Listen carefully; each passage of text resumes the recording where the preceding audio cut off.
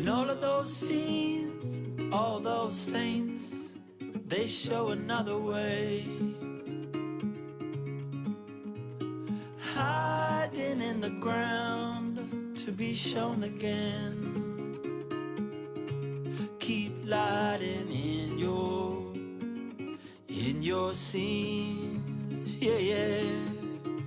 Give unto those who dare to dream. Whoa, yes, I'm missing every one of you, but I don't know which one is coming through. Yes, I'm feeling dazed, grace in solitude, and oh, this feeling, yeah, is coming true.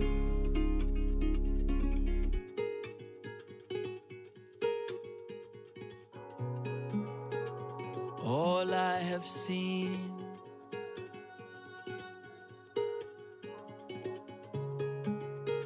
but never known.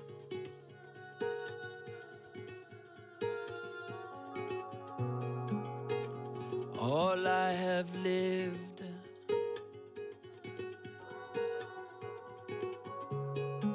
but not alone.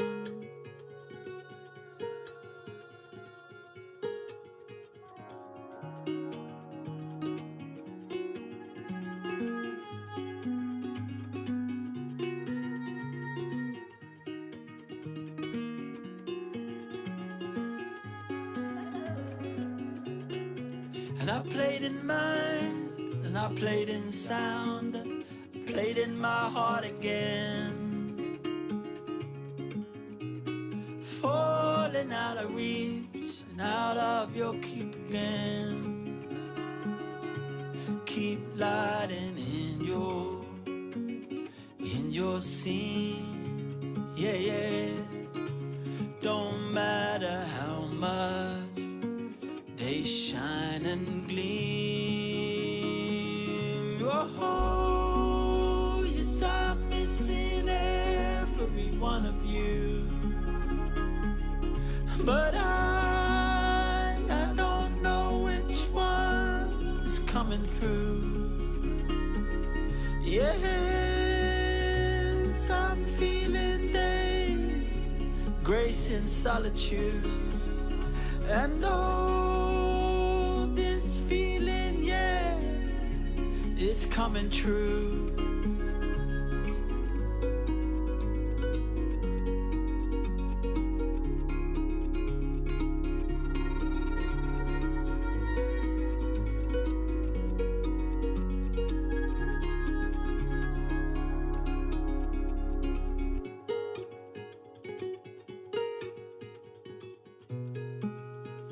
All I have seen,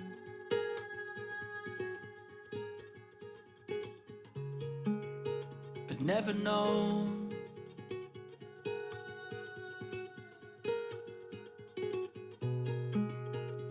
All I have lived,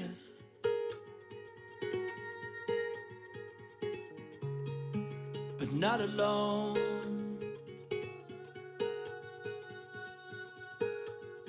Oh, yes, I'm missing every one of you,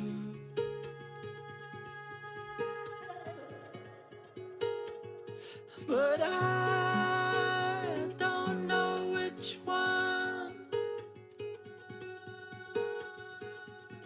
one is coming through.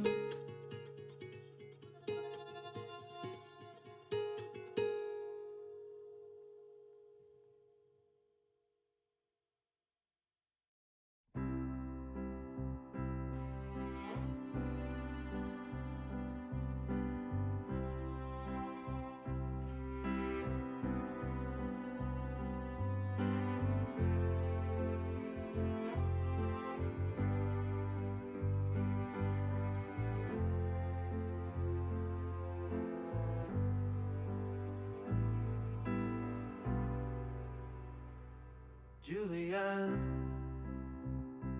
I saw you pass by my window, and believe me, I know I won't see you tomorrow. I guess it's true, it's just what we do. But tonight's alright, Julianne.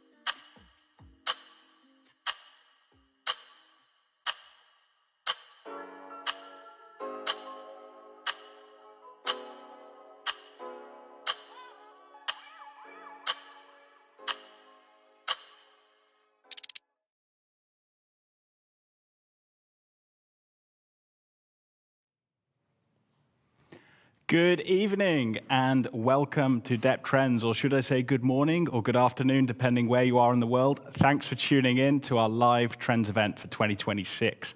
Looking forward. I'm Jack Williams. I'm going to be your host this evening, so please bear with me.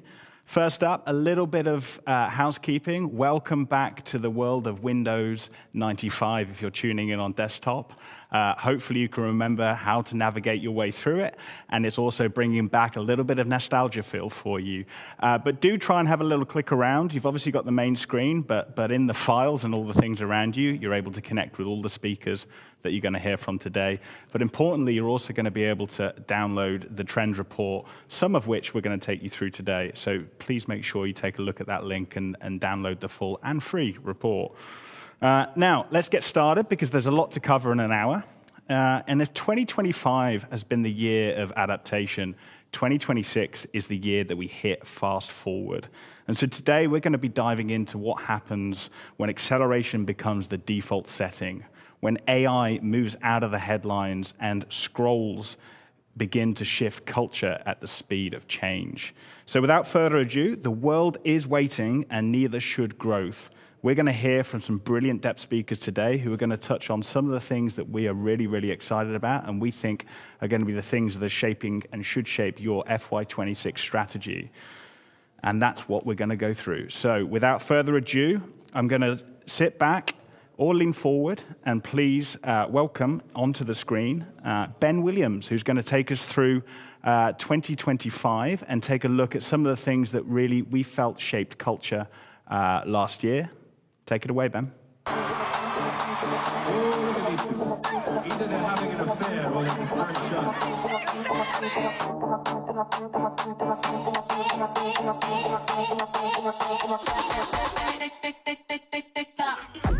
Ballerina cappuccina.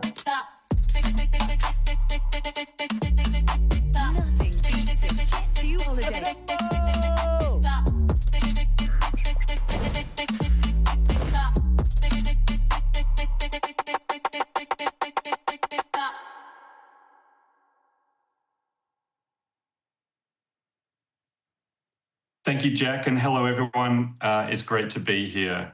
As we approach the end of the year, it's always helpful to take a look at the year that has been and take learnings into how brands can connect with and truly be part of culture in 2026. So let's take a look at a few of the trends that we saw this year. We've seen viral products before, like the Stanley Tumbler craze in 2022, for those that remember that, but 2025 took things to a whole new level. This year, TikTok proved just how fast even the most unlikely items can become global must-haves. For marketers, it showed that one TikTok moment can create overnight worldwide demand, taking something from obscurity to ubiquity almost instantly. One of the most fascinating viral products of 2025 was the Dubai chocolate bar, a local UAE treat that TikTok turned into a global obsession. What really stood out, though, was how fast other brands jumped in. Trader Joe's, IHOP, Baskin-Robbins, and even Costco and Walmart jumped in to create or stock similar treats and jump on the hype. It became a masterclass in showing marketers that when a product goes viral, you really do have to act instantly or miss the wave.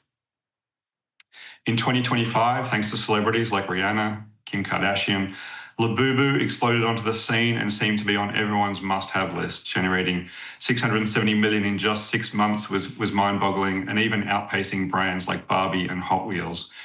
Labubu's rise showed just how fast niche pop culture can go mainstream, proving that in 2025, virality spared no category. Even collectibles and toys can turn into hyper-fast fashion overnight. Beyond products, one of the biggest viral moments of the year was the Oasis reunion, a phenomenon that became far more than just a world tour. The band turned this moment into a masterclass in marketing, partnering with various brands to fuel a wave of nostalgia, bringing back Oasis era fashion and aesthetic. Baggy jeans, football jerseys and parkas were all back. Brands rushed into this one also. 10C, Aldi and Burberry all joined in to be part of the momentum. The clear learning from this was clear. The brands that won in this space stayed authentic, understood their audience deeply, and leaned into their own brand and identity and heritage. 2025 also reminded us that no part of a business is safe from viral culture. We had many cringe moments in 2025 that we probably loved and took note of, including one where every employee, including the CEO, was emailed and told that they had all been fired. It was posted on Reddit, went viral within hours, and became a meme instantly. And it wasn't an isolated case. Leaked memos trended, employees exposed toxic bosses on TikTok, and even HR dance videos made the rounds. The takeaway here is really that anything created for internal use inside a company can end up in the public conversation and domain, whether companies like it or not. This year, brands loosened up a bit and let their social teams have some fun, and it often paid off. Duolingo staged a saga where their own owl mascot died, Wendy's kept up its signature snark, and even more traditional brands jumped into cheeky meme culture. Humor and chaos cut through crowded feeds and made brands feel more human. And of course, not every attempt landed, but the big learning was clear. A bold sense of humor and letting go of overly controlled messaging really helped brands stand out and feel culturally in tune. Another big shift in 25 was how fully politics embraced and also was consumed by internet culture. Campaigns moved aggressively onto TikTok, Reels and Shorts, turning elections into something that looked more like fan-driven popularity contests. It underscored a major truth that the same tools that can sell a product can often and easily sell a policy or even a politician. This year we saw a real counter trend too, people getting tired of algorithm-driven everything. I think with feeds starting to feel like a monoculture of the algorithm across various domains, we saw more people switching to chronological feeds, joining smaller interest-based communities on Reddit, Discord, and even returning to print or in-person events. The learning here for marketers is really that authentic human creativity matters again, and people want personalization without feeling programmed. This year also, distinguishing real content from AI, as we probably all know, became almost impossible. With tools like OpenAI's Sora 2 and the like, allowing creation of videos of real or even entirely fictional people at times, doing and saying whatever you scripted, audiences have started to question everything digital. Jeff Bauman, our VP of Creative in London, showed me this clip last week that his young son had generated in response to Jeff eating the last chocolate bar in his house. It really just goes to show that the adoption and the usage of these tools goes far and wide. Ironically, the more AI-perfected content, the more audiences crave the quirky, imperfect touch of real human creation. This year, we also saw advancements in AI-powered robotics fuel a surge in humanoid robots coming to the market. XPeng evolved from an electric car maker into a company crossing into new fields. Tesla's Optimus also debuted, sparking excitement, but also skepticism from experts, while other players like Hexagon started to target categories like enterprise and manufacturing with their Aeon robot. The takeaway here, robotics is really advancing quickly, but there are still real-world hurdles before these human-like machines can be fully integrated at scale. Amid all the tech and cultural craziness of 2025, old-school economics reminded us that commerce isn't all virtual. New tariffs and other political moves really raised costs, disrupted supply chain, and slowed companies down. Meanwhile, consumers kept moving at lightning speed. A viral product could peak and fade in weeks, while companies were left to still figure out sourcing or pricing. So with culture racing ahead, but economics often holding businesses back, navigating that gap will really be key as we look into 2026. So to recap 25, people and culture are moving at warp speed. We can all feel it. It's fueled by social media and AI as two big players in that space. One viral moment can make or break a brand in days, and young audiences reward both the authentic but also the absurd. The technology landscape, as we know, from AI-generated content to humanoid robots, is really reshaping what's possible and forcing brands and businesses to adapt quickly. So as we head into 2026, the challenge for marketers and tech leaders is clear. Is your brand agile, brave, and tuned in enough to thrive? With the only constant being change, keep listening, keep moving, and get ready to sprint into what comes next. And with that, I'll hand back to you, Jack.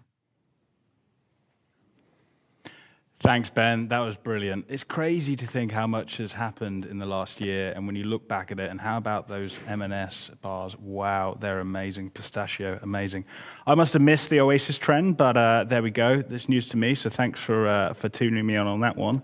Up next, we're going to talk about the world of commerce and how that's progressing, and why it needs less hype and more humans, which is an interesting take, because a lot of the things that you're seeing is, well, technology is adding fuel.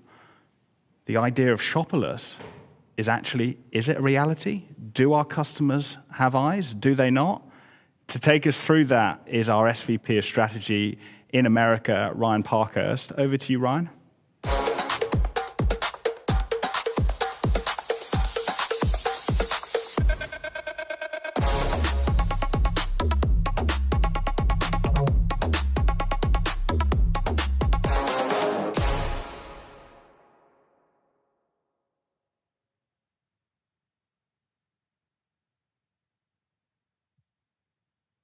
Hey everyone, how are you doing? Look, when I was asked to speak about commerce, I quickly canvassed the kinds of language and narrative that was out in the world. I think one of the early observations that people were using like really hyped up language, zero click, shopperless, agent to agent. And I also saw some really bold proclamations about where this is all going. One example is this recent headline on Fast Company that is saying that AI is already doing the choosing and the buying and the shopping for us. And maybe even more of a drastic proclamation is this estimate from McKinsey, which states that by 2030, $1 trillion of U.S. Consumer commerce, retail commerce, will be driven and purchased by agents. This is actually their conservative estimate. It also ranged up to $5 billion by that same exact year. Here's the thing, like, even if we examine the numbers, I don't buy it. In the first case, if $1 trillion of agentic commerce were to be true, that would represent 1/8 of all consumer commerce in that same year of 2030. Also, if we compare it to the current state of just normal e-commerce, that would be over 80% of the current state of e-commerce in 2025. And so I think, like, when we look at the contrast of the scale of the economy and the boldness of those kinds of predictions, I think I see a reality that just doesn't match the numbers that we see here. Let's be honest, like, people like to shop. Brick and mortar is still the predominant way in which consumers get their goods. It's back above pre-pandemic highs and growing again. And even things like the much publicized death of malls, I think still now seems to be less true than it was. Kids are back, kids are enjoying it, and they're there hanging out and causing mischief. The reason for that, I think, is also because shopping is an irrational thing that we do. Inherently, it's not just about the needs of the functional products that we buy. There are deeply emotional reasons why we go to stores. There are places where we discover, affirm, and express our identities. There are places where we go to connect with each other. And there are places where we just go for entertainment when we're bored or we want to see something new. And currently, those agentic servants are really bad at serving our emotional needs. They are giving us recommendations and potentially making choices based on a set of very functional and factual attributes about products or services. And even those recommendations and products and services are not necessarily personalized to the 91% of AI users who are not personally training their LLM. And so I think the real question about, like, it is not how big of a change is agentic commerce going to be, but it's where will agentic commerce come into the equation. I think I would argue that it's far more likely to eat into convenience purchases, things that we don't really care about and just want to get over quickly, or things that are replenishment purchases that we already know that we need. Instead, the much bigger market is still in driving brand preference and product preference. And so I think, if you follow me to my first conclusion, is that, like, look, the key to success in commerce is still an enduring fundamental, and it's about driving brand and product preference. However, if you follow me to that first conclusion, I think that there's another challenge that's actually on the horizon. If preference is key to success, then the surfaces, the channels in which we've driven preference are experiencing some drastic disruption. I'll give you some stats. There's a bunch of different ways to look at this data, and there's a bunch of different predictions out there. This is a relatively conservative one, which states that that click through to places where we might go and engage with brands, their websites, or to different social channels, is down 35% due to generative summaries within search results. What's more, I think that the impact of AI goes beyond that and is now impacting our usage of social. This is some new data that's out from Financial Times and GWI, which states that globally, time spent on major social platforms is down 10% from 2022 to 2024. I think there's probably three reasons. One, there's a market correction from a pandemic high of social utilization. Two, the platforms themselves have fundamentally changed in how we're using them. They're not places where we go to converse and to connect with people that we care about or are like us or whose perspective we want to see. They're just basically new TV. They're places where we go to watch. They're places where we go to consume. They're places where we go to spectate on what celebrities doing. And the third reason is I think we don't really trust the entertainment that we're being served up in these places anymore. If 71% of images on social media are in some way attributed to AI or generated to AI, I think what we're seeing is like humans are craving something real, and that's leading to our decline. So look, if preference is key and the canvases and channels that we use to create that preference aren't being disrupted, I think we need new canvases, new spaces to build that preference and that irrational connection. I'm going to give you three, but I think that honestly, the possibilities are endless. First, coming back to retail, I think we're seeing a huge rise and a resurgence in third spaces. Yes, there are the drastic examples like the palaces that restoration hardware has created, which really serve to sort of justify the premium price point that they have. But also, I think it's more interesting to see the diffused examples like Lifetime Fitness, a chain of gyms here who are not only doing run clubs and marathons, but are actually introducing co-working spaces into every single location of their vast networking, which signals that they're actually trying to grab greater share of time outside the home and greater share of time offline. I think the second opportunity is mass influence through niche communities. This is one of my favorite infographics. I've used it since it came out in 2014. And what it shows is the number of subreddits created per day on Reddit from Reddit's inception. And I think what it shows is that people are organizing into smaller and smaller communities. This satisfies our desire to both be unique, be in a unique group, have a unique perspective, but also feel a sense of belonging. And so I think this idea of niche communities is a massive opportunity for brands to both break through to cultural relevance, but this is also the place that a lot of those trends and those memes are generated from that Ben talked about in the last section. So places like Reddit and Substack are all great environments and massively growing, and I think underpin this as another opportunity. And then lastly, I think let's reimagine branded entertainment. Everyone from AB InBev to Nike to LVMH have all created their own branded entertainment studios. Brands like Gucci and Sephora and even Chick-fil-A have created their own long-form branded content. I think in the future, the challenge will be distribution and the measurement of the value of these. But in many ways, this is a return to what used to work. It's going back to the old school soap opera era in which the story was the message. And so I think as we look to rebuild channels for brand preference, I would be on the lookout for the rise of branded entertainment. And to sign off, I'll give you just the last conclusion.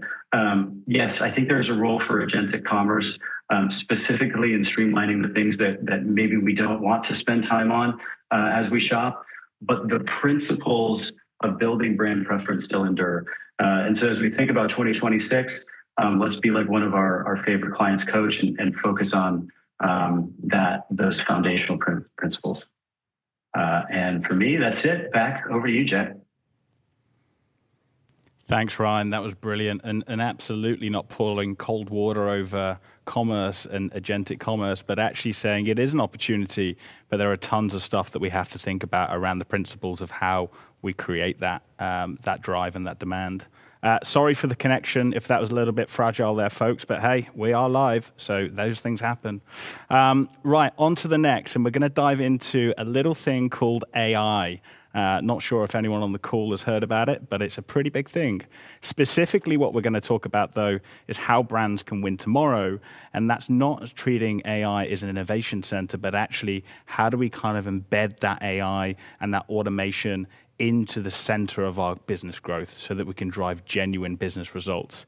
And I'm delighted to say that our VP of Applied AI, Bridget Farland, is here to join and talk about it. Hey, Bridget.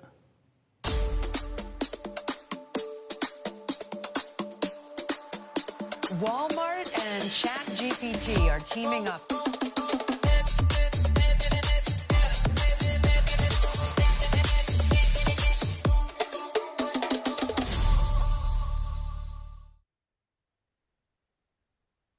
Thank you, Jack. Yes, you all knew it. One of our speeches had to have AI in the title. I think it's required by law now. But you're going to be surprised to hear that I agree with everything Ryan said about the balance of humanities. So it's a perfect segue into this talk. My alternative title for this talk, but marketing told me it was too long, is AI actually creating anything additive, anything new, or is it just doing what we already do, but faster and more at scale? And to that, you might say, neither. I've read the headlines. I saw that 95% of AI pilots are failing. What are you talking about, inventing or empowering? It's not doing either. And you'd be correct that innovation theater is failing. And if you dig into that report, you see that one-off experiments in the corner of some company is failing. But really, AI is powering significant commercial growth. And it's doing so in the fabric of workflows, so not in the headlines. So let's take a little deeper look into how, and then discuss where is the innovation or invention of growth in that. So first up, an AI transformation leader is Walmart. It's hard to choose a case study. They're using AI for their supply chain, for shopping, but I wanted to focus in on something they're doing behind the scenes with workflow. They took a look at how launching new product designs, by the time you look at the trends, do the design, get the tech pack, it was taking months. So how could they speed that up? They worked with their human designers and found out where AI could augment the process. So now AI is helping them analyze global trends across social, across news, generate fashion ideas from that. And then humans come in, look at those ideas, put their own design stamp on it, and then turn to AI again to create the tech packs. So this is significantly cutting down design time. Designing clothes with AI is cool, but how about a whole factory? BMW was designed and tested as a complete digital twin before construction began, but it doesn't stop there. Once fully operational, AI systems will be guiding both human workers and industrial robots to ensure accuracy and efficiency. So before you think, oh no, AI is really taking over, remember that these digital twins were with humans at the helm doing the design. And AI is turning businesses around. Wayfair, struggling, has now introduced AI tools into its shopping. This isn't agent shopping for you. This is you shopping with AI, using AI to create images dynamically for moods that the shopper wants, and then being able to even customize those. So it's almost like they have a design tool on hand while they're shopping. And lastly, we know that AI, with a need to personalize, and AI is driving significant personalization in terms of what you see. You know this from TikTok and Instagram. It's also doing it for the sites you look at. With that personalization comes the need for more content. And so at DEPT, we're working with eBay to just create that content with that unique message, that unique language, that unique image to reach 170 million customers across 5 touch points in 7 languages every year. So in these examples, I think what you've seen is that AI does thrive when it moves from tech-led to business-driven, singular tasks to overall workflows, and when it's deeply integrated into systems to power growth. It's not just like a shiny object, it's helping others shine. 30 seconds of nerd speak, but really this is for a download and a takeaway. How this is really working is we have intelligence and orchestration across a workflow, but the workflow has to connect to something. So we have agents speaking to agents speaking to systems. We have MCP now with agents speaking to sites, and still good old-fashioned APIs. And those are connecting to enterprise systems and data. And yes, still in 2025 and in 2026, we are going to say, if you don't have good data, you're not going to have good outputs and results. Still a relevant speaking point. But okay, everything we've talked about so far, is that really inventing anything new, anything additive, or is it just powering it? And I think where we are right now is in the empowerment stage, because when you think about inventing business growth, that is a uniquely human thing where you need emotional resonance and real world context. AI literally cannot read the room, and you need to read the room to be able to invent new growth. But we are seeing innovations creep up the continuum. We have NVIDIA's Cosmos Reasoning, which is combining visual understanding with reasoning so it can guide movements, anticipate what's next. If I were keeping an eye on anything this year, it'll be spatial intelligence and how humanoids are navigating the world. They need spatial intelligence for that. And World Labs just released Marble 3 days ago, which is bringing AI and 3D worlds together. A little bit what the future might look like. I love this experiment at Carnegie Mellon where AI has seen what you need visually, reasoning, oh, there's no place to put this hot pan. And then these intelligence-enabled trivets know to proactively move towards you where that hot pan is. Early days of experimentation, but still that could be where we're headed. Still no emotion, but mimicry is there. Here, understanding tone and mimicking tone is back. So end of story, you need humans and AI together. True story, it took me 3 prompts to still do this image because I kept getting 6 fingers. So don't get too nervous yet. Thank you. Thank you, Bridget. What an amazing couple of minutes that was on AI. And I think it's so true. You know, a lot of us are still kind of looking at pilots and how do we scale that? And how do we actually kind of get to the things that are going to create the automation and create the efficiencies that we all want to see from this technology? Incredible times ahead, but how do we harness that? It's super, super important. And nobody wants 6 fingers. So, right, we've started incredibly strong, and it's already on to the next. The focus now turns to media, a landscape that is changing faster than it can be measured. And we're heading back to the US with our SVP of Creative and Media, Sam Lewis, who's going to share how we navigate this new era and connect better with our audiences amongst all this change, amongst all this fragmented media landscape that we're all having to kind of deal with. Sam, you're up.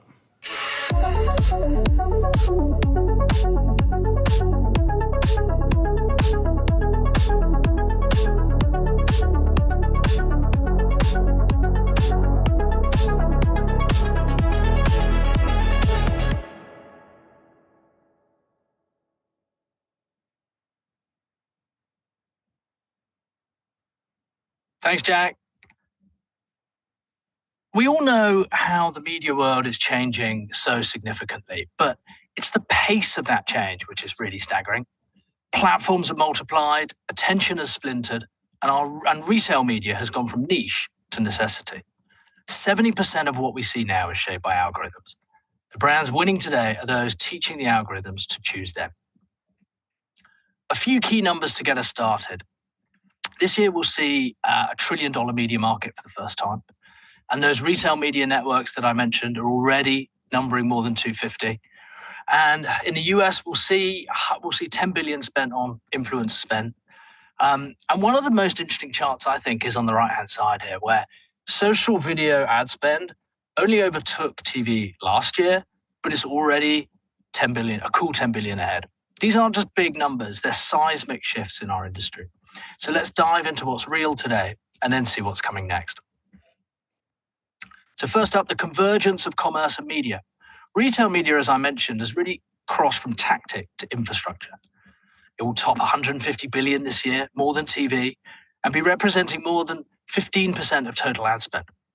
At Cannes year, it felt at times that you couldn't move without someone trying to sell you their retail media network, some of which made perfect sense, some of them a little less so. And all that fragmentation could have meant chaos. But it's been a relatively smooth ride, all things considered, with retail giants like Amazon, Walmart, and Target really leading the way. And they've been turning it to an advantage with integrated, joined up, value-driven ecosystems. This year, AI truly entered its operator era, as Bridget was telling us, moving from hype to operational reality. Clearly, the leaps in generative AI have stolen most of the headlines this year, but there have been some big shifts in media too. Profound shifts in product development, audience targeting, and data synthesis. As ever, the goal here remains to reduce the distance between signal and action, and progress continues apace. When an algorithm detects a drop in efficiency in one channel, it can reallocate budget instantly. When it spots a new trend in creative performance, it can flag that insight in real time. This is media that doesn't just respond, it learns and is alive with constant feedback loops. Next up, a pleasing trend for all the humans on the Zoom. This year, I think you could say that real-life experiences came back. It's been a rough few years with lockdowns, economic slowdowns, and governments worldwide seemingly doing their level best to neglect social infrastructure. So it's great to see so many brands step up to the plate. Activations that are culturally relevant and human first can steal an unfair share of attention. Like this Roblox collab from our UK team, which they did for Cheetos. And they did that collaborating with British Punjabi graffiti artist Navinda Nagla and fashion icon Ali Magani to launch an unexpected drop of merch. I think you can say that owned media is the comeback star of 25. And a decent late shout for brand campaign of the year goes to our new mayor here in New York, who's gone from complete unknown to youngest ever with a literal boots on the ground activism campaign with his walks through New York, all captured in a note-perfect, authentic way through TikTok, of course. Creators grew up properly this year. There was a landmark study in the UK between the IPA and the Thinkbox, which says that it's no longer an emerging media channel, but it's established and one of the strongest drivers of brand growth. This chart here shows that the short-term ROI of influencers is 99, right amongst the pack of other channels, about 100. But when you flip to the long-term ROI, it jumps to 151, one of the highest of any channel. And the report also stresses that the key caveat is that it must be done right, with a tight brief, distinctive and consistent brand asset delivery, and built over time. Basically, all the good marketing basics of any channel. So let's have a little look forward now. And there are some headwinds on the horizon, aren't there? Slow growth, aging populations, and structural disruption means that brands are going to have to work harder than ever before to drive growth. Yet I think we're heading for a golden age of brands. The fundamentals of brand building really haven't changed. Distinctiveness, emotional connection, trust will all continue to drive growth. And Ryan actually mentioned earlier some of the work that we've been doing with a trusted client of ours, Coach, to kind of really redress what the brand means to people, bringing back a sharper focus on what brand means after a while obsessing over rational metrics, talking tactically to audiences who already know you. And in a world that's increasingly intermediated by AI, with attention so fractured, brand meaning has to travel further and faster. The future will belong to those brands that confuse brand storytelling with technology, those that can drive meaning at scale. Probably the number one question clients ask us is, what's next in search? 70% of marketers think that AEO will significantly impact their organization's digital strategy within the next few years, but only 20% have begun implementing it. In parallel, as Ryan mentioned before, we're conditioning consumers right now in zero-click environments to accept answers with no further browsing. A majority of Google searches are already zero-click. GEO, LLMO, AEO, the industry hasn't quite found a sort of agreed term yet for this. And here at DEPT, we like to call it discoverability. Discoverability because it's moving from somewhat of a technical discipline to one of more brand-led discovery, moving from 10 ticks on Google to a more conversational relationship with consumers. You can see this in the average number of search terms moving from 4 to 23 when in model. We believe that the brands that will succeed in the future will be those that are feeding, training, and earning the favor of decision-making engines with structured, high-fidelity content that's contextually relevant, rotated frequently, and seamlessly navigates to conversion. So this one's about putting the person back into personalization. Few of us are going to miss personalization, right? Chasing us around the internet with a misattributed click, or worse still, seemingly for no reason at all. But the old playbook of buying up the biggest data sets that money can buy and then stitching together a web of consents until any advertiser can slide into anyone's DMs, those days are over.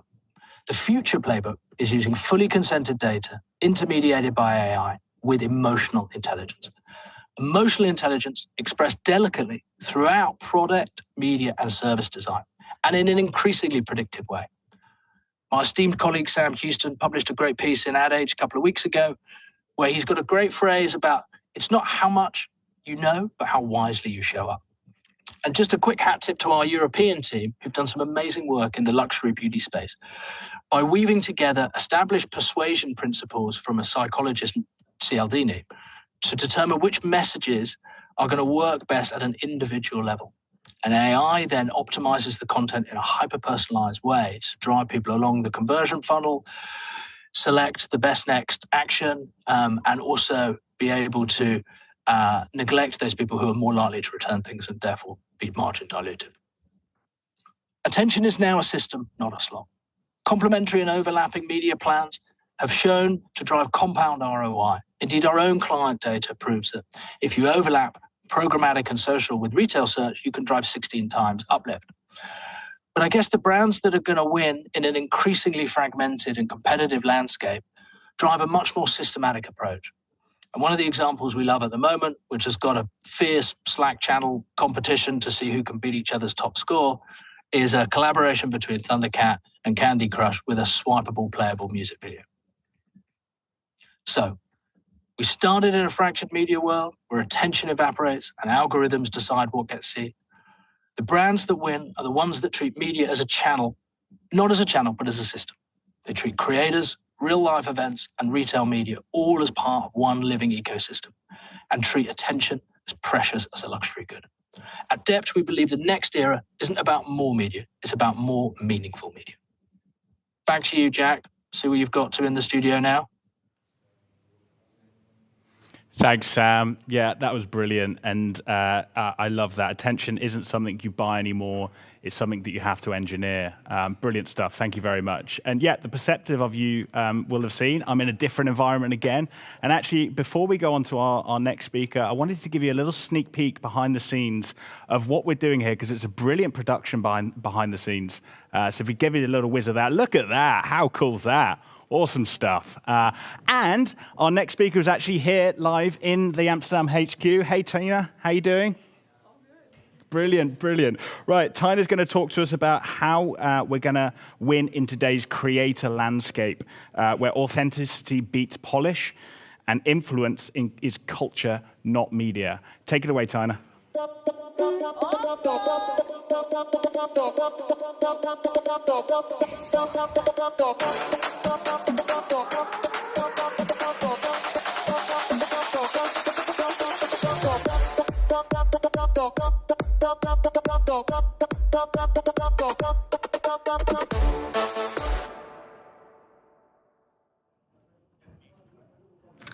Hello all, my name is Tina and I'm here to speak about a very exciting subject, influencer marketing. So, all right, let's start with a bit of context. Before we talk about where influence is headed, let's rewind to where it actually came from. Influencer marketing used to be a fun experiment, right? Something that brands tried if there was a little bit of budget left or if they wanted to add a bit of personality to a campaign. It was the extra layer. But fast forward to today, 2025, and it's a whole different game. The industry is worth around $32.5 billion. That's over 15 times growth in under a decade. And that doesn't happen by accident. It's because influencer marketing is no longer a nice to have. It's how people discover brands, how they form opinions, and how they make decisions. It's not the cherry on top anymore. It's the main ingredient. So that means we've reached maturity as the industry. Every brand is now using influencers. Every feed is saturated with content. There's even influencer marketing courses in universities now, if you can believe that. And here's the truth. Attention spans haven't shrunk. They have sharpened. People instantly know what's worth their time, actually. So it's not that they won't pay attention. It's that you actually have to earn it. If something looks, sounds, or feels like an ad, it's getting scrolled past in half a second. So our challenge here isn't to grab attention, it's to actually earn it. It's creating content that's so interesting, so unexpected, that people choose to stop and watch it.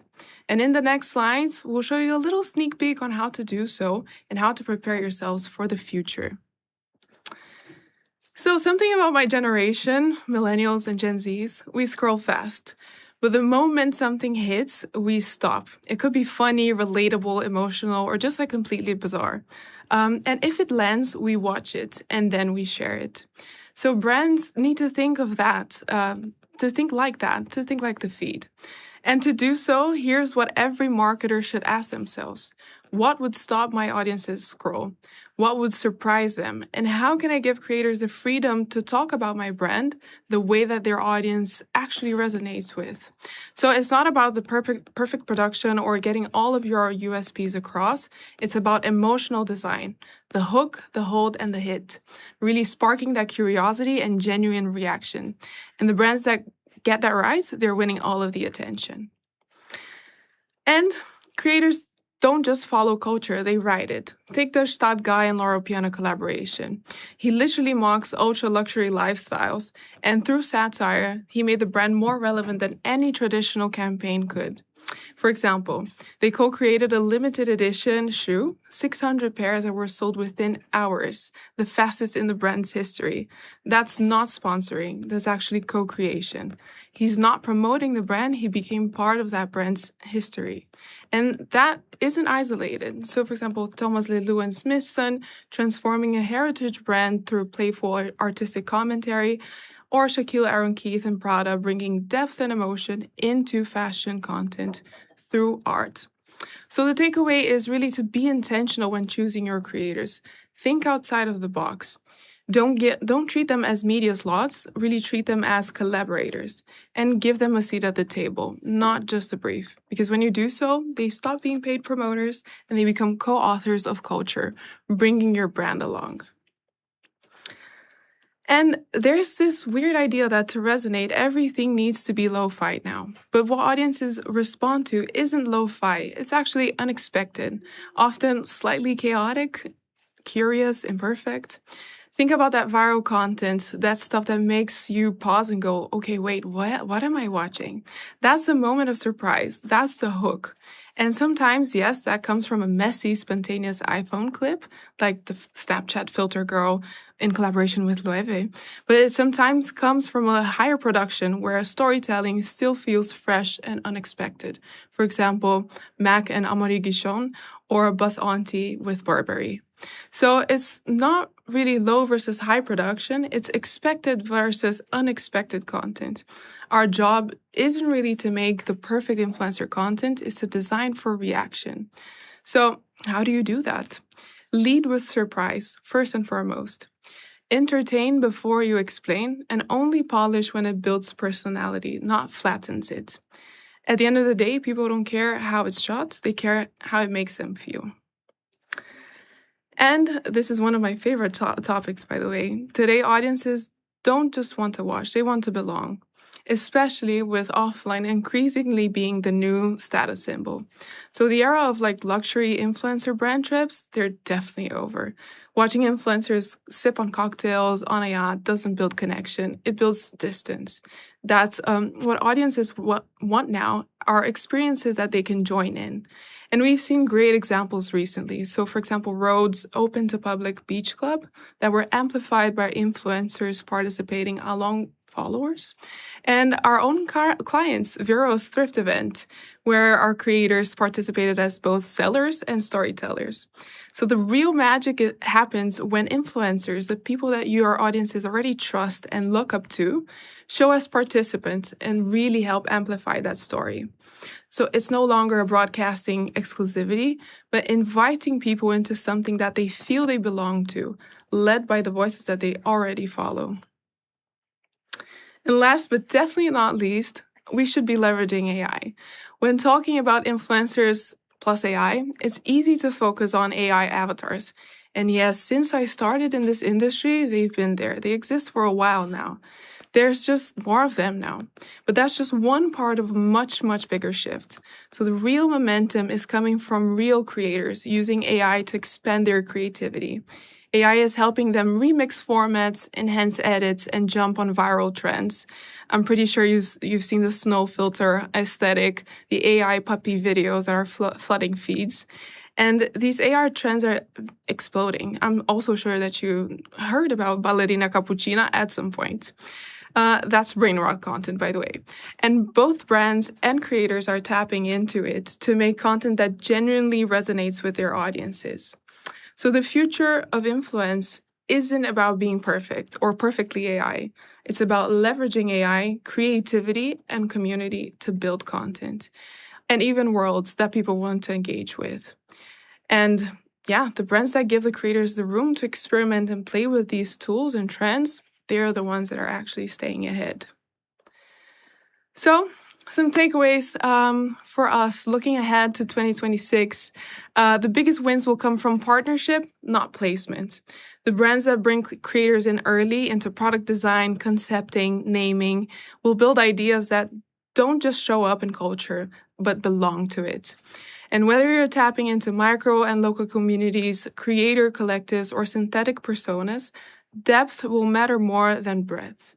Creator relationships will become full stack partnerships, not one-off deals. Expect like mini creator houses that act like hybrid studios, shared equity partners, and even performance-driven engines where compensation adjusts in real time. That's kind of crazy, but it's the future.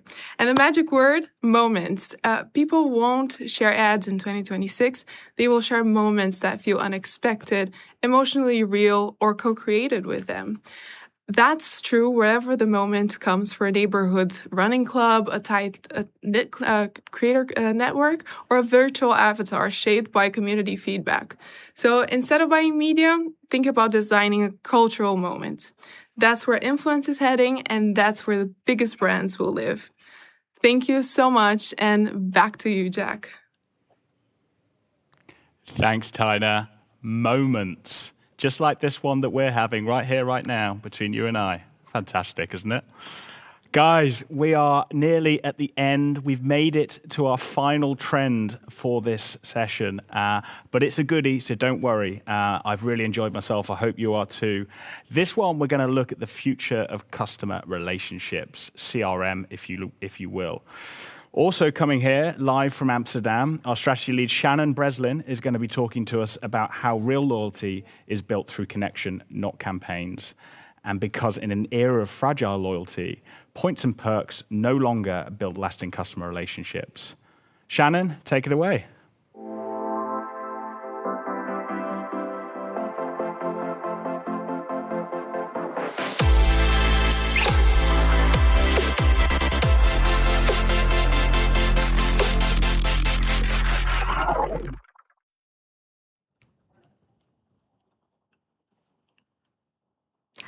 Thanks, Jack.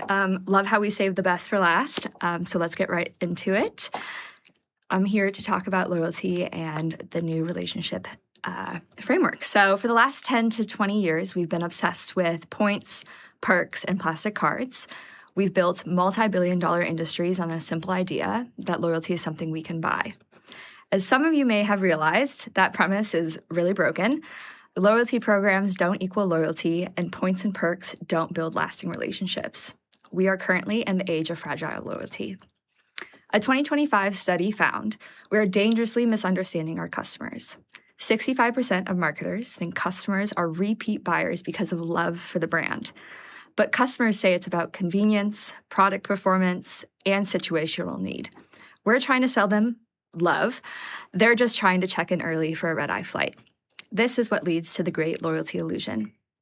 PwC dropped a bomb in 2025. They found that 90% of executives believe customer loyalty has grown in recent years. But when they asked customers, only 40% agreed. That's not a perception gap between the customers and the executives. That's a full blind spot. A 3.8 trillion blind spot, which is what bad CX is costing us globally. The C-suite is looking at a spreadsheet while the customer is having a horrible experience. And in 2025, 52% of consumers stopped buying from a brand after just one bad experience. Most businesses don't have a loyalty program problem. They have relationship engine failure. CRM is not a channel, and newsflash, it's also not email. It is your new relationship growth engine, and most companies are really stuck in campaign mode. So, you're probably asking, what's the fix? It's not a new campaign, it's a new engine. This isn't futuristic, it's just modern marketing, putting the audience and the customer first. The goal is to move from managing campaigns to orchestrating customer journeys, creating real one-to-one personalization, and having coherent conversations no matter where the customer is. The old customer relationship management was a logbook. It told you what the customer did. The new relationship engine is a crystal ball, an audience-first transformation. It predicts what the customer will do next, a proactive system that anticipates needs. This relationship engine is built on 3 pieces. Number 1, centralizing customer data. Call it a data warehouse, CDP, etc. The goal is really just to get all of your data in one place. Number 2 is where you build your AI platform on top. This is where your propensity models and all of that AI lives, figuring out who needs what, when, and where, before the customer even realizes. Then lastly, number 3, the activation platform. This is the magic. The marketer doesn't need to see the whole engine. They just get the specific insight to act on before the customer even has to ask. This isn't a theory, it's happening right now. So let's talk real-life examples. First, Virgin Voyages. They didn't just build a chatbot, they partnered with Google to build a fleet of over 50 specialized AI agents. My favorite? Email Ellie. Ellie is an AI trained on Virgin's unique, cheeky, clever brand voice. She writes hyper-personalized marketing campaigns, and the result is the human team cut campaign creation by 40%, and the company saw a 28% year-over-year increase in sales. AI handled all the campaigning so the humans could really build the connection. Number 2 is Nivea. They transformed their CRM from a simple database to an orchestration hub. By focusing on optimizing the care phase of the entire journey, not just the bottom funnel, not just a single campaign, they saw a 250% increase in CTR and a 30% reduction in customer churn. And lastly, Inter Milan. How do you build a personal relationship with 80 million fans? You can't use a generic points card. We helped them build a smart engine that rewards engagement, like watching a video or attending a match, not just spend. It uses AI to generate custom 3D characters based on fan profiles and links iconic club history to your specific interests. It's not just a program, it's an engine that proves the club values the fans' time, not just their wallet. So as we say bye to 2025, what about 2026? This is the year of reckoning, where wary consumers seek proof over promises. Congratulations, your CRM is getting a promotion. In 2025, AI advises you. In 2026, CRM acts. It doesn't advise, it just does. It sends the follow-up, generates the renewal deal, and resolves 80% of common service issues without human intervention. Customer relationship management becomes the relationship manager. But of course, this comes with 2 massive catches. First, the new loyalty battlefield. Just as we get our AI agents, our customers are, of course, getting their own. Loyalty is no longer just brand to human. In 2026, it will become a brand to algorithm relationship. Your engine will have to build trust loops with their engine. Second, the customer is fighting back. Just as we perfect our algorithms, our customers are screaming for a human. This is the affection deficit. People feel isolated. They're tired of being optimized. Hyper-personalization is walking a razor's edge. One side is helpful, and the other is really creepy. Online manipulation. Forrester warns that 1/3 of brands will erode customer trust with frustrating AI self-service. So, why will brands fail? Because of the fundamental misunderstanding of what customer relationship management is. They're still treating it like an email tool, while their organizations are stuck in outdated, siloed structures that cannot orchestrate a journey. In 2026, we can shift and win with 3 mindsets. Number 1, trust is the new metric. Stop measuring churn. Start measuring proactive resolution rate. 87% of customers appreciate it when you proactively solve their problems. Proactive, not reactive interactions are the new standard. And this isn't just a technical trust. In an age of automation, trust is about proving you share their values and providing a genuine connection that AI can't fake. Number 2, ask, don't spy. Stop inferring what people want and start using zero and first-party data. This is the data that the customer intentionally and proactively shares with you. You are not a spy, you're their partner. Let your customers co-create their experience.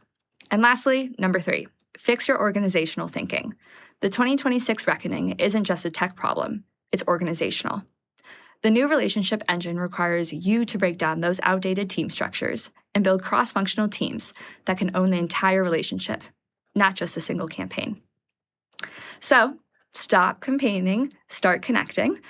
Do this and you will truly discover the new truth. You don't get loyalty by asking for it. You get loyalty by earning it, one anticipated, orchestrated, and authentic moment at a time. That is the new relationship engine, and loyalty is simply the outcome. Thanks so much. Back to you, Jack. Thanks, Shannon. That was brilliant. How do you get closer to your customer? Really, really important. How do we craft those relationships? We've made it. That's officially a wrap. We are at the end of our session, but what you've heard today is just the tip of the iceberg. While we've given you an intro into what we expect in FY26, that's just a snippet. Some of the trends, there are a lot more in the trends report, so please make sure you go down and download that. 15 more to be exact, so some great stuff there. Through the files on your desktop, you can download it, so make sure you can remember how to navigate Windows 95, and you'll get a full free report and accelerate your growth in 2026. Because in a world this fast, business growth isn't something you chase, it's something you need to invent. And we really believe that. Before we sign off and before we get a drink, I'm going to take you through the 6 takeaways that we had from our brilliant speakers today. As a reminder, we had Ben kick us off. He took us back to FY25 and took a look at that. And instead of buying media, think about how we design those cultural moments. Next, it was Ryan who talked to us about commerce, and people like to shop after all. Who knew? Culture's moving fast, but most purchases journeys are not. So we need to kind of remember that as we work into the brave new world of commerce. Bridget then addressed the small thing of AI and talked about how we go from tools to systems. Most teams have AI pilots for sure, but very few currently have AI that is really shifting the dial on business growth. So how we get there is super, super important. Sam then took us through designing for discoverability, talking about how decision engines now infer our brand's truth from the web, searching the brand in TikTok, Google, ChatGPT. It's all changing, so we have to kind of be really, really cognizant of that. Then Tina in the studio here took us through effectiveness is coming from coordination, looking at that next campaign and ensuring how each channel reinforces another. And then finally, we've just heard from Shannon there about you don't just get loyalty by asking for it. And so how do we kind of use CRM and customer relationships to get sort of closer to that customer in 2026? So hopefully you've enjoyed that. Remember to download, scan the QR code after this. Huge thanks for joining us today. I've really enjoyed it. I hope you have too. And with that, I'm signing off. DEPT Trends Live 2026. Thanks very much, everyone.